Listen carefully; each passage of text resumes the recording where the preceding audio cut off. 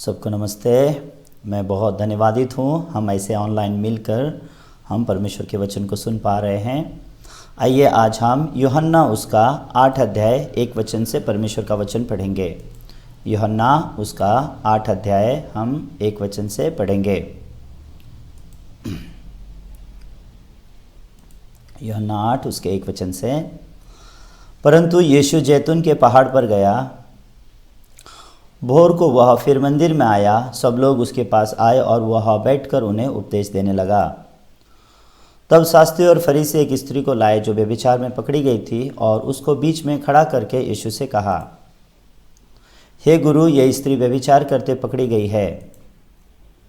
व्यवस्था में मूसा ने हमें आज्ञा दी है कि ऐसी स्त्रियों पर पथराव करे, अतः तू इस स्त्री के विषय में क्या कहता है? उन्होंने उसको परखने के लिए ये बात कही ताकि उस पर दोष लगाने के लिए कोई बात पाएं, परंतु यीशु झुककर उंगली से भूमि पर लिखने लगा। जब वो उससे पूछते ही रहे तो उसने सीधे होकर उनसे कहा, तुम में जो निष्पाप हो वही उसको पहले पत्थर मारे। और फिर झुककर भूमि पर उंगली से लिखने लगा। परंतु वे सुनकर बड़ों से लेकर छोटे तक एक एक करके निकल गए और यीशु अकेला रह गया और स्त्री वहीं बीच में खड़ी रह गई।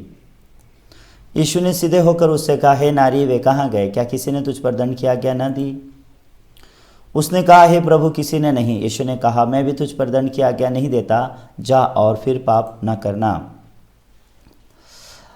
अगर लोग यीशु को मिलते हैं तो उसके वचन में बहते हुए मन को मिलते हैं, बाहरी रूप से नहीं। तो अगर इंसान अपने जीवन में यीशु से मिलते हैं, ऐसा कहते हैं, ऐसे समय में अगर वो यीशु के मन से नहीं मिल पाते हैं तो लोग बाहरी रूप से मिलते हैं। और जब लोग बाहरी रूप से मिलते हैं तो उनको यीशु का वो वचन में जो मन बह रहा है उस मन के बारे में पता नहीं होता। इसलिए लोग वो मन को मिल के कैसे नए जीवन को जिया जाए उसके बारे में बिल्कुल नहीं जानते हैं। यह स्त्री व्यभिचार करते हुए पकड़ी गई है यूहन्ना के 8 अध्याय में। जब यूहन्ना के 8 अध्याय को जब हम देखते हैं कि ये स्त्री व्यभिचार करते हुए पकड़ी गई है और ये स्त्री को यीशु के पास लाया जाता है और यीशु उस स्त्री से मिलते हैं। उसके बाद इज़राइल में उनको मारने का नियम होता है, किसमें जो लोग व्यभिचार करते हुए में जो लोग पकड़े जाते हैं उनको लोग मारने का नियम है। तो लोगों ने वो स्त्री को पथराव करने ही वाले थे क्योंकि वो स्त्री ने व्यभिचार का पाप किया था। तो जब वो स्त्री ने व्यभिचार का पाप किया तो लोग वो स्त्री को मारने ही वाले थे, लेकिन अचानक उन लोगों के मन में क्या सोच आया, हाँ, हम इस स्त्री को यीशु के पास लेके जाएंगे। और यीशु अपने आप को मसीहा कहता है, यीशु अपने आप को परमेश्वर का बेटा कहता है, यीशु अपने आप को मैं पापियों का उद्धार करता हूँ ऐसा कहता है। चलो, ये व्यभिचार में पकड़ी गई स्त्री को यीशु कैसे बचाएगा हम देखेंगे। क्योंकि अगर यीशु कहेगा इस स्त्री को, जो स्त्री ने व्यभिचार किया है, उसे मार दो, तो फिर वो लोग यीशु से पूछेंगे कि फिर तुम मसीह कैसे हो गए, तुम पापियों के उद्धारकर्ता कैसे हो गए। लेकिन अगर यीशु उन लोगों से कहेगा कि व्यभिचार में पकड़ी गई स्त्री को मत मारो, तो वहाँ पे वो लोग यीशु को दोष लगाने का मौका पाएंगे कि ये व्यवस्था में हमें ऐसे लिखा है कि व्यभिचार करने वाली स्त्री को पथराव करके मार दो, लेकिन तू मत मारो, ऐसा क्यों कहता है? ऐसा करके वो लोग यीशु पर दोष लगाने का एक मौका ढूंढ रहे थे। इसलिए जब वो ये स्त्री व्यभिचार में पकड़ी गई थी, उस दिन वो सभी लोग उस स्त्री को पकड़ के उसको यीशु के पास लेके गए और यीशु से कहा, हे गुरु, ये स्त्री व्यभिचार करते हुए पकड़ी गई है और व्यवस्था में हमें ऐसे कहा गया है कि ऐसी स्त्रियों पर पथराव करे, लेकिन तू इसके बारे में क्या बोलता है? तो उस समय में जब यीशु ने इनके सवाल को सुना तो उस समय में यीशु ज़मीन में झुककर कुछ लिखने लगा। तो आप सोचिए, इंसान पाप क्यों करता है, इंसान व्यभिचार क्यों करता है?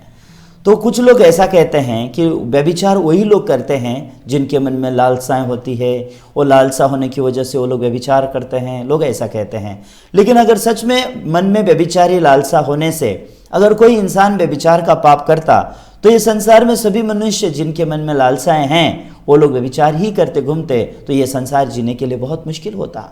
लेकिन असलियत में लोग व्यभिचार करते हैं, उनकी लालसा है इसकी वजह से, ऐसा नहीं है। लोग खुद पर भरोसा करते हैं। लोग क्या सोचते हैं कि अगर मैं इस प्रकार का पाप करूं तो भी कौन जानता है, हाँ, इस प्रकार का पाप करूंगा तो भी कोई भी नहीं जानता। इसके लिए लोग अपने आप को छुपा के, हाँ मैंने अच्छे से अपनी तैयारी की है, मैंने अपने आप को अच्छे से छुपाया है, मेरे बारे में कोई नहीं जानेगा, किसी को समझ में नहीं आएगा, इस प्रकार के सोच पे जब वो लोग विश्वास करते हैं उस समय से लोग इस प्रकार के पाप को करते हैं। अगर आप गुनहगार लोगों को अगर आप देखोगे, जैसे कि जेल में जाने वाले, अगर आप चोरों को देखो या फिर जो इंसान खून करता है, इस प्रकार के लोगों को देखो, गुनहगारों को अगर आप जेल में जाके मिलेंगे, क्योंकि हम पास्टर होने के नाते कई बार हमें जेल में जाने का मौका मिलता है, और जेल में जाकर के जब हम लोगों से मिलते हैं तो लोग इस प्रकार से कहते हैं कि हाँ सच में जब मैंने चोरी किया था, वो ऐसा नहीं सोचते कि मैंने चोरी किया, चोरी नहीं किया होता तो मैं बचता, लेकिन चोरी करने की वजह से मैं पकड़ाया गया और मैं अभी जेल में ऐसे सजा काट रहा हूँ। वो ऐसे नहीं सोचते। वो क्या सोचते हैं पता है आपको? गुनाह करने वाला इंसान ये सोचता है कि मैंने गुनाह करते समय क्या गलती किया। वो ये नहीं सोचता है कि मैंने गुनाह किया, वो सोचता है कि गुनाह करते समय मैंने क्या गलती किया, ताकि वो लोग दोबारा उस गलती को सॉल्व करके फिर से कंटिन्यू वो क्या करना चाहते हैं, गुनाह करना चाहते हैं। अगर आप देखोगे तो एक चोर क्या सोचता है, हाँ मैंने चोरी किया इसके लिए मैं जेल में आया हूँ, मैंने चोरी किया इसके लिए मेरा जीवन ऐसा हो गया है। वो ऐसा नहीं सोचता। वो क्या सोचता है, हाँ चोरी करते समय मैंने ग्लव्स नहीं पहना इसके लिए मैं पकड़ा गया, ऐसा सोचता है। तो वो क्या सोचता है, हाँ मैं अगली बार जब मैं चोरी करूंगा तो ग्लव्स पहन के चोरी करूंगा। वो इस प्रकार से लोगों का सोच यूजुअली जाता है। क्यों? क्योंकि लोग अपनी सोच पर विश्वास करते हैं, लोग अपनी बुद्धि पर विश्वास करते हैं। लोगों को मालूम नहीं है अपने सोच और अपनी बुद्धि से जीने से इंसान का जीवन बहुत दयनीय होता है। क्योंकि बाइबल में ऐसे लिखा है कि मनुष्य के मन से आने वाले हर एक सोच ये निरंतर बुरे हैं। और इस बाइबल में लिखा है कि इंसान का मन ये धोखा देने वाला होता है। तो इंसान अपने मन से आने वाले सोच को सुनकर, इंसान अपने धोखेबाज मन को विश्वास करके इंसान अपने जीवन को सच में बहुत दयनीय बनाता है।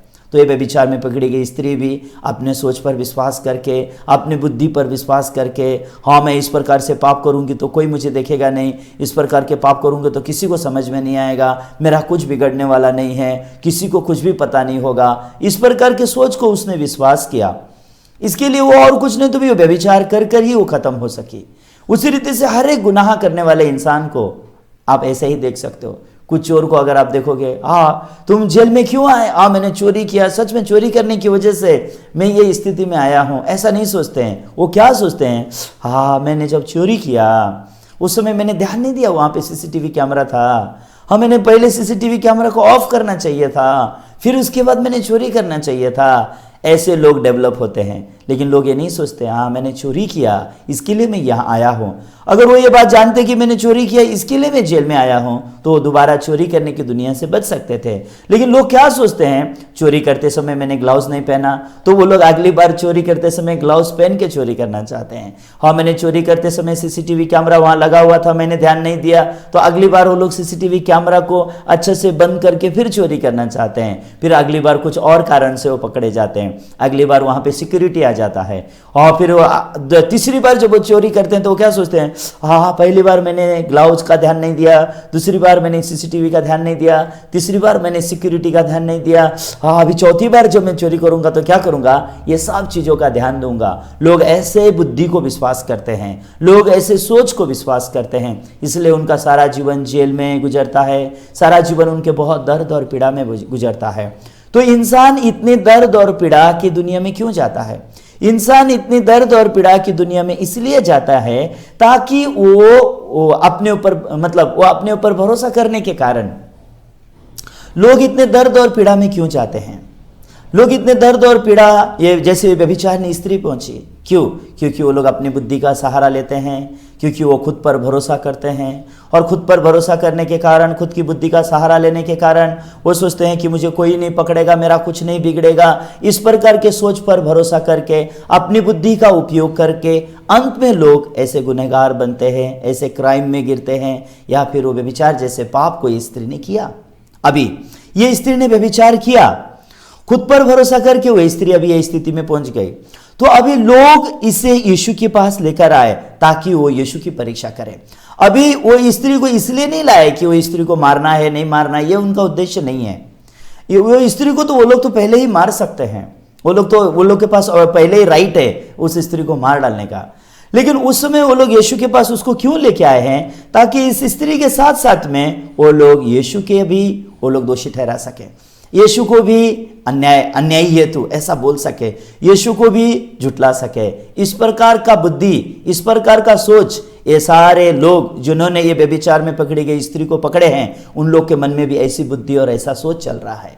और अंत में ये लोग क्या करते हैं, वो स्त्री को पकड़ के लेके आते हैं यीशु के पास, और यीशु के पास आकर के क्या कहते हैं, यीशु ये स्त्री ने व्यभिचार करने का पाप किया है।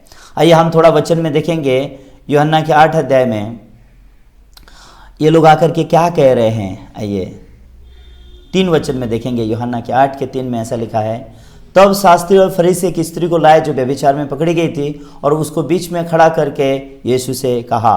यीशु से वो क्या कह रहे, हे गुरु, यह स्त्री व्यभिचार करते पकड़ी गई है।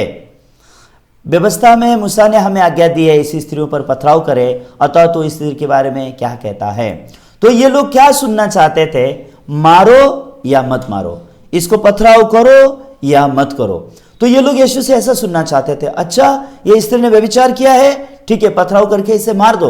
अगर वो यीशु ऐसा कहते हैं कि पथराव करके मार दो, तो वो लोग यीशु को पकड़ना चाहते हैं। हाँ, तुम अपने आप को मसीहा बोलते हो, अपने आप को जगत का उद्धारकर्ता बोलते हो, फिर तुम ये व्यभिचार में पकड़ी गई स्त्री को क्यों नहीं बचाए? ऐसा वो लोग यीशु पर दोष लगाना चाहते हैं। दूसरी तरफ अगर यीशु कहें कि मत मारो, तो वो लोग यीशु को कहना चाहते हैं तुम मूसा की व्यवस्था को तोड़ते हो, तुम मूसा की व्यवस्था को तोड़ने वाले हो, तुम अपने आप को कैसे परमेश्वर का पुत्र कहते हो? ऐसा करके वो लोग यीशु पर दोष लगाने के लिए कुछ बात ढूंढ रहे थे। लेकिन जब लोग यीशु से ऐसे सवाल पूछ रहे थे, तो उस समय में यीशु ने क्या किया है? अगर आप 6 वचन में देखेंगे तो वहां पे लिखा है, उन्होंने उसको परखने के लिए बात कही ताकि उस पर दोष लगाने के लिए कोई बात पाए, परंतु यीशु झुककर उंगली से भूमि पर लिखने लगा। तो यहाँ पे जब हम देखते हैं यीशु ने जमीन पर लिखा, यीशु ने उनको उत्तर नहीं दिया, यीशु झुककर जमीन में कुछ लिख रहा है।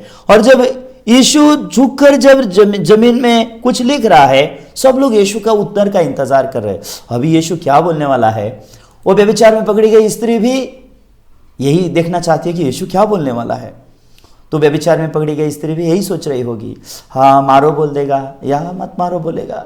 हाँ, इसी प्रकार के सोच सभी लोगों के पास थे, लेकिन कोई नहीं जानता कि यीशु क्या उत्तर देने वाला है। तो क्योंकि वो दोनों भी उत्तर, मारो या मत मारो, दोनों भी उत्तर वहां वो लोग को यीशु को दोषी ठहराने के लिए काफी था। लेकिन यीशु ने, परमेश्वर की बुद्धि और परमेश्वर की ज्ञान पूरा अलग है ना। यीशु मनुष्य की बुद्धि और मनुष्य ज्ञान तक ही नहीं सोचता। यीशु क्योंकि परमेश्वर है, इसलिए यीशु के पास परमेश्वर की बुद्धि और ज्ञान है, इसलिए यीशु जानते हैं कि किसको क्या उत्तर दिया जाए। तो यीशु ने उस समय में जमीन में लिख कर बाद में उठकर यीशु ने क्या कहा, जब वो उससे पूछते ही रहे तो उसने सीधे होकर उनसे कहा, तुम में जो निष्पाप हो वह उसको पहले पत्थर मारे। तो जब हम देखते हैं कि यीशु ने उठकर क्या कहा, तुम में जो निष्पाप हो वो ही पहले उसको पत्थर मारे, तो क्या हुआ? अगर हम बाइबल में देखेंगे, जब लोगों ने ये बात सुना कि तुम में जो निष्पाप हो वो पहले पत्थर मारे, उस समय में क्या हुआ? परंतु वे सुनकर बड़ों से लेकर छोटे तक एक एक करके निकल गए, और यीशु अकेला रह गया और वो स्त्री बीच में खड़ी रह गई। तो जब यीशु ने ऐसी बात बोली, क्योंकि इनमें से किसी ने भी नहीं सोचा था कि यीशु ऐसी बात बोलेगा, यीशु हमें इस रीति से उत्तर देगा, वो लोग नहीं सोचे थे। वो लोग नहीं सोचते थे कि यीशु इस प्रकार का प्रतिसाद देगा या इस प्रकार का उत्तर देगा। वो लोग ने कभी भी ऐसा नहीं सोचा। ये लोग क्या सोच रहे थे, मारो या मत मारो, यही सोच रहे थे। लेकिन यीशु ने क्या कह दिया, तुम में जो निष्पाप हो वही उसको पहले पत्थर मारे। तो अभी यहाँ पे सवाल यह है, क्या इनमें से कोई निष्पाप नहीं है? नहीं, पाप सबने किया है, वो लोग ने भी पाप किया है। तो वो लोग ने गहराई से यीशु के वचन के आगे अपने बारे में सोचा। वो लोग ने क्या सोचा, क्या मैंने पाप नहीं किया है, क्या मैंने चोरी नहीं की है, क्या मैंने झूठ नहीं बोला है, क्या मैंने गलत काम नहीं किए हैं, फिर मैं कैसे वो इस स्त्री को पथराव करके मार सकता हूं, कैसे वो स्त्री का मैं न्याय कर सकता हूं। उस समय में एक एक करके सब निकल के चले गए। उस समय में वो स्त्री वहीं खड़ी थी, बाइबल में लिखा है स्त्री बीच में वहीं खड़ी रह गई। तो स्त्री वो खड़े रह रहे कि वो बात को देख रही थी, ये क्या हो रहा है यहाँ पे। अब भी थोड़ी देर पहले मेरे ऊपर मौत निश्चित था, थोड़ी देर पहले मुझे पथराव करके मर जाना ये मेरे लिए निश्चित किया गया था, लेकिन अचानक मुझे मारने वाले पत्थर कहां चले गए, अचानक मुझ पर दोष लगाने वाले वो लोग कहां गए। क्या यीशु के एक वचन ने मेरे ऊपर के सारे पत्थर को निकाल के फेंक दिया? यीशु के एक वचन ने मुझ पर दोष लगाने वाले हर एक लोगों को निकाल के फेंक दिया, भगा दिया उनको? वो स्त्री हैरान हो गई और वो स्त्री ने क्या देखा, हाँ यीशु के पास जो बुद्धि है ये सच में ये बहुत अद्भुत बुद्धि है। यीशु ने बहुत अद्भुत बुद्धि से यहाँ पे काम किया है और ये बुद्धि सच में मनुष्य की समझ से बाहर है। उस समय वो स्त्री ने क्या जाना, हाँ सच में मैंने मेरी बुद्धि का सहारा लिया, मैंने मेरे सोच का सहारा लिया। जब मैंने मेरे सोच और मेरे बुद्धि का सहारा लिया, मैं व्यभिचार करके हाँ एक ऐसे मरने की स्थिति में आ गई। मैंने मेरे सोच के पीछे चल के मैंने मृत्यु पा लिया। मैंने मेरा बुद्धि का सहारा लेकर के मैं मृत्यु के मुख में आ गई, अभी मुझे मर जाना था। लेकिन ये यीशु कौन है जो अपनी बुद्धि से मुझे बचा रहा है। हाँ यीशु की बुद्धि उद्धार करती है, यीशु की बुद्धि इंसान को बचाती है। यीशु का वचन मरने वाले लोगों को भी बचा देता है। यीशु का वचन वो व्यभिचार की हुई स्त्री के ऊपर आने वाला जो पत्थर था उस पत्थर को भी निकाल के फेंक देता है। हाँ ये यीशु का बुद्धि सच में अद्भुत है। अगर मैंने यीशु की बुद्धि से जिया होता, अगर मैंने यीशु के ज्ञान से जिया होता, अगर मैं यीशु के साथ एक मन होके जी होती तो मेरा जीवन कितना धन्यवादित होता, मैं कितनी खुशी से जी सकती थी, मेरा जीवन भी कितना प्रकाशमान होता। उस समय में वो थोड़ा सा पल में वो स्त्री ने बहुत सारे बातों को सोच पाई, क्योंकि वो स्त्री ने सच में मृत्यु दंड पा लिया था। तो जब वो स्त्री ने मृत्यु दंड पाया था तो मृत्यु दंड उसने पा लिया था, इसके लिए बस उसके मन में मौत आ चुका था। उसमें वो कितनी पछताई होगी, कितना वो रोई होगी, कितना उसको बुरा लगा होगा, कितना उसको अपने पति के प्रति बुरा लगा होगा, उसको कितना अपने बच्चे के प्रति बुरा लगा होगा, उसको अपने जीवन के प्रति कितना बुरा लगा होगा। उसका भाई हो सकता है गवर्नमेंट सर्वेंट रहा हो सकता है कि उसका पिताजी पुलिस ऑफिसर रहे हो, लेकिन कोई उसको इजराइल के उस व्यवस्था के आगे बचाने वाला कोई नहीं था। कोई उस स्त्री को मृत्यु से बचा नहीं सकता था, कोई उस स्त्री को आने वाले पत्थर से नहीं बचा सकता था, कोई उसको बचाने वाला नहीं था। लेकिन वो स्त्री को यीशु के कुछ ही वचनों ने वो स्त्री को बचा दिया। यीशु के कुछ ही वचन ने, यीशु की बुद्धि के द्वारा वो स्त्री का उद्धार हो सका, वो स्त्री बच सकी। वो स्त्री के मन में हाँ सच में यीशु कितना अद्भुत है। उस समय के बाद जब वो यीशु से मिलती है, यीशु ने उससे पूछा, हे नारी। यहां पे अगर आप 10 वचन में देखेंगे तो क्या लिखा हुआ है, यीशु ने उस स्त्री से पूछा।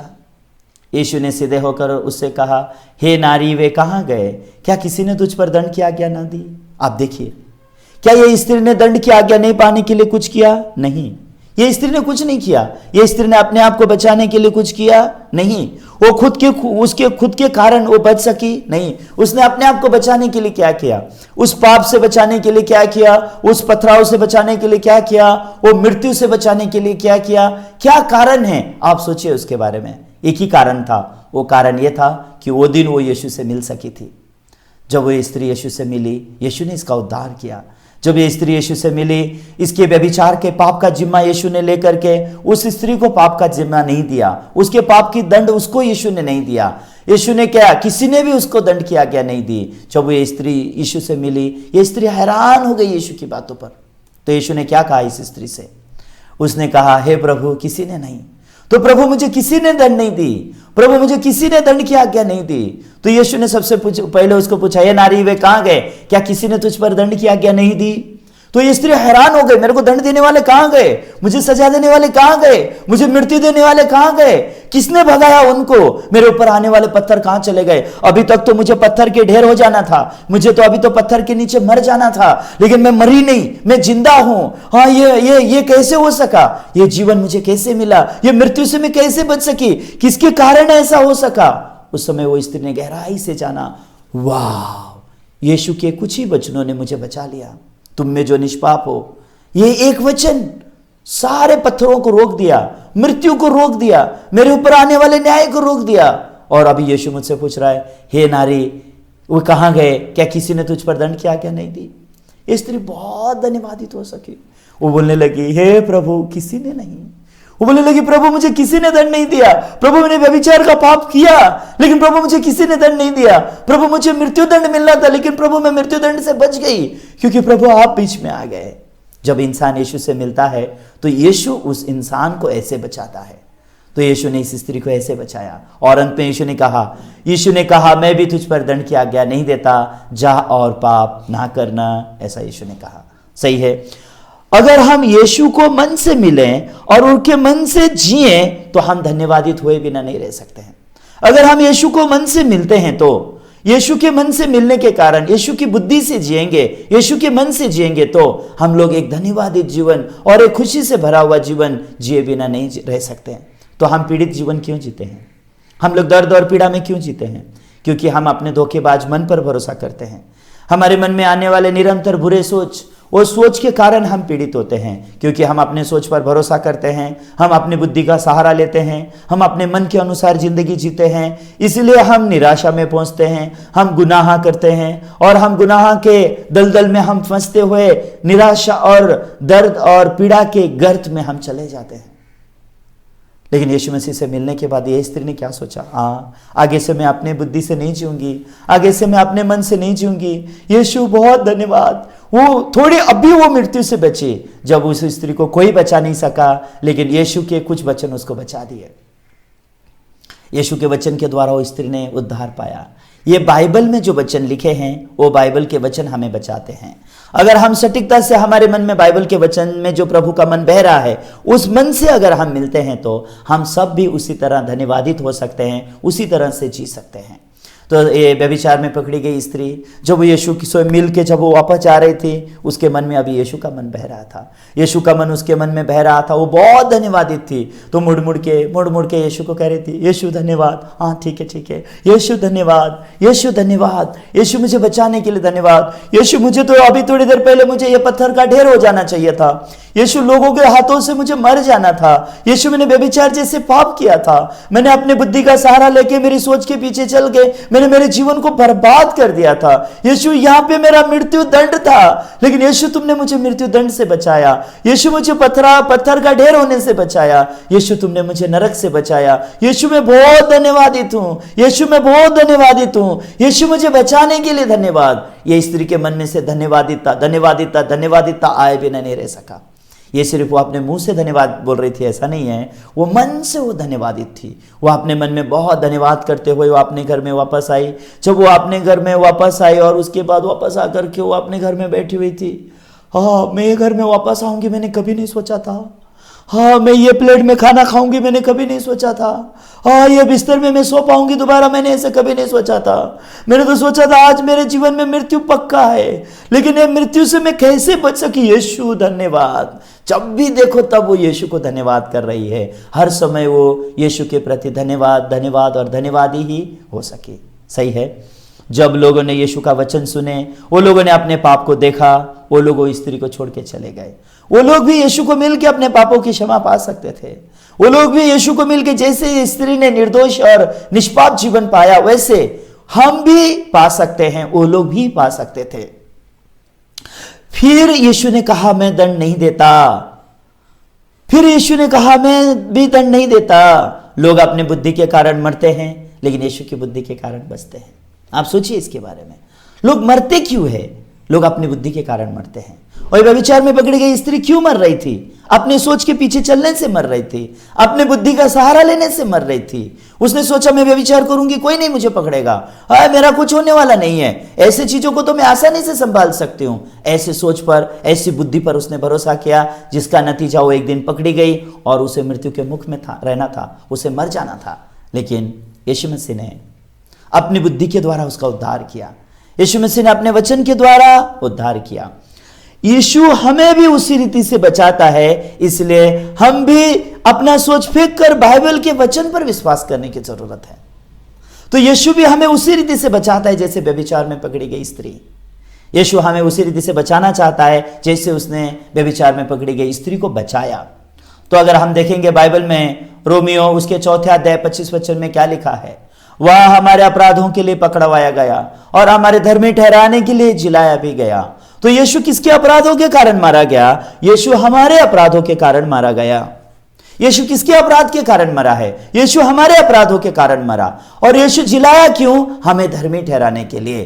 तो अगर आज हम लोग भी, हाँ सच में मेरा मन धोखेबाज है ये जानकर, मेरे मन में से आने वाला हर एक सोच निरंतर बुरा है, मेरी बुद्धि मुझे सिर्फ गुनाह करवाती है, मेरा सोच मुझे निरंतर बुरे मार्ग पे चलने लगाता है, मेरा सोच निरंतर मुझे नाश के मार्ग में चलाता है, मेरी बुद्धि मुझे सिर्फ गुनाह करवाती है, ये अगर हम हमारे मन को जाने, हमारी बुद्धि और हमारे सोच को अगर हम पहचाने, तो हम लोग भी अपने सोच में से क्या हो सकते हैं, फिर सकते हैं और यीशु मसीह के वचन पर विश्वास कर सकते हैं। जो यीशु मेरे अपराधों को लेकर के क्रूस पर मारा गया और यीशु मुझे धर्मी ठहराने के लिए जी उठा, तो उस समय में हम उस धर्मी ठहराने वाले यीशु पर विश्वास कर सकते हैं। हाँ यीशु, तुमने मुझे धर्मी ठहराया, इसके लिए मैं धर्मी हूं। इसलिए यीशु, तुमने मुझे पवित्र ठहराया, यीशु मैं पवित्र हूं। जैसे वो व्यभिचार में पकड़ी गई स्त्री, तो व्यभिचार में पकड़ी गई स्त्री के ऊपर सिर्फ पत्थर आना था, मरना था, डर था, सिर्फ तकलीफ था, यही उसका जीवन था। लेकिन यीशु के वचन पर विश्वास के द्वारा,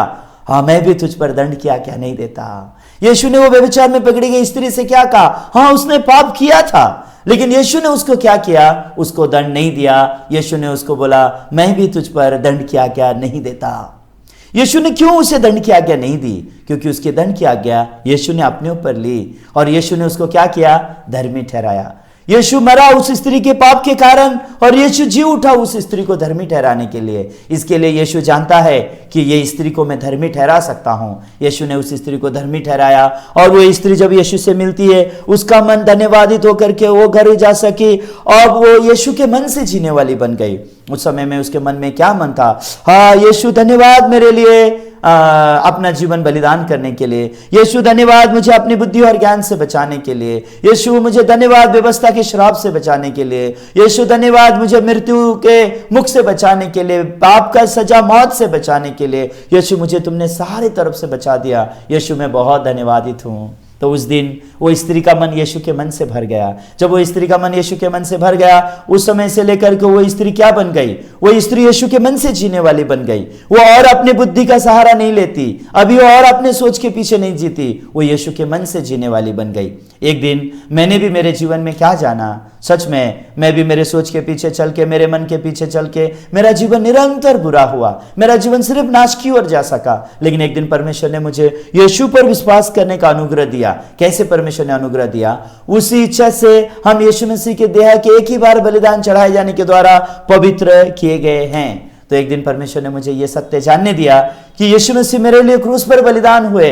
यीशु ने अपने ही शरीर को क्रूस पर बलिदान चढ़ाकर यीशु ने मुझे भी पवित्र किया है। वो दिन मैं भी इस वचन के साथ एक मन हो सका। ये वचन में जो प्रभु का मन बह रहा है, उस मन के साथ एक हो सका और मैं अपने सोच का त्याग कर सका। अपने धोखेबाज मन को पीछे चलने का दुनिया छोड़ के यीशु के मन के साथ एक होकर के, यीशु के साथ एक होकर के मैं भी बहुत धन्यवादित जीवन जी सका। आज मैं प्रभु के मन से जी रहा हूं। मैं बहुत धन्यवादित हूं। मैं जानता हूं कि परमेश्वर मेरे पाप और मेरे अधर्म कभी भी याद नहीं करते हैं। क्यों? क्योंकि परमेश्वर ने मुझसे ऐसी प्रतिज्ञा की। फिर वह यह कहता है, मैं उनके पापों को और उनके अधर्म के कामों को फिर कभी स्मरण नहीं करूंगा। परमेश्वर मेरे पाप और मेरे अधर्म के काम फिर कभी स्मरण नहीं करते हैं। ऐसा मुझे प्यार करने वाला परमेश्वर, ऐसी बुद्धि से अगुवाई करने वाला यीशु, जो खुद क्रूस पर बलिदान होकर के जिसने मुझे पवित्र किया है और जिसने मुझसे प्रतिज्ञा किया, वो मेरे पाप और मेरे अधर्म को कभी भी याद नहीं करता। मैं सच में उस यीशु के प्रति बहुत धन्यवादित हूँ। सच में मैं अब उसके मन से जीता हूँ, मैं उसकी बुद्धि से जीता हूँ, तो मेरा जीवन धन्यवादिता से भरा हुआ है। सच में मैं आशा करता हूं आप सब भी अपनी बुद्धि और अपने ज्ञान का भरोसा ना करके आप यीशु के ऊपर विश्वास करें। यीशु ही है जो हमको सब चीजों के लिए बुद्धि और ज्ञान देके हमारी अगुवाई कर सकता है, और यही यीशु है जिसने हमें धर्मी और पवित्र बनाया है। आमीन। आइए हम प्रार्थना करते हैं। स्वर्गीय पिता, आपको धन्यवाद हमें यीशु देने के लिए। ये व्यभिचारिणी स्त्री के जीवन में अगर वो यीशु से नहीं मिलती तो उसे मरना ही था, लेकिन जब वो यीशु से मिली तो यीशु ने उसके बचाया और यीशु ने उसको निर्दोष ठहराया। परमेश्वर, अगर हम आपके वचन से नहीं मिलते तो हम पाप में ही मर जाते और हम नरक ही जा सकते थे। लेकिन हमने यीशु को मिलके ये जाना कि यीशु ने हमारा पाप क्रूस पर खत्म करके हमको धर्मी बनाया, पवित्र बनाया, और हम बहुत धन्यवादित हैं कि परमेश्वर हमारे पाप और गुनाहों को याद नहीं करते हैं। परमेश्वर, सच में हम आपसे प्रार्थना करते हैं हम सभी लोग मसीह के मन से जी सके, ऐसा अनुग्रह हमें दीजिए। यीशु के पवित्र नाम से हम प्रार्थना करते हैं। आमीन। बहुत धन्यवाद।